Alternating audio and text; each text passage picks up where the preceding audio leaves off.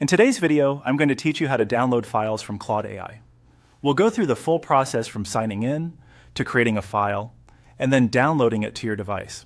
This is a simple workflow, and once you've done it once, it becomes very easy to repeat whenever you need Claude to generate something you can save, like a text file.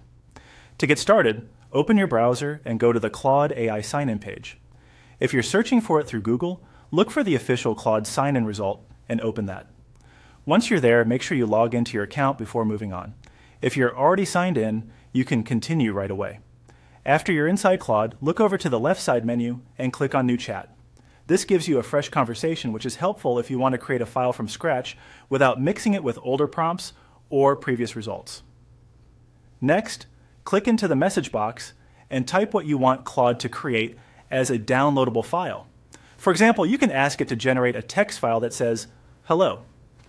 The key here is to clearly describe the file you want so Claude understands that you're asking for something it can generate as a downloadable result. Once you've entered your prompt, click the arrow up icon beside the text field to send your request. This submits your message and tells Claude to start generating the result. Depending on your connection and the complexity of the file, this may take a moment, so just give it a few seconds to finish. If needed, click the arrow up send button to make sure your prompt is submitted. After that, Claude will return the result in the chat. When the file is created successfully, you should see a download button next to the result. This is the option you'll use to save the file to your computer.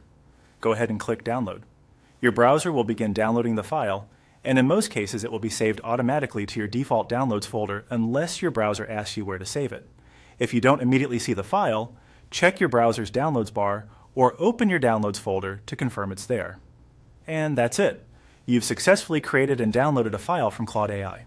If you want, you can repeat the same process with other file types or different content by starting a new chat and writing a new prompt.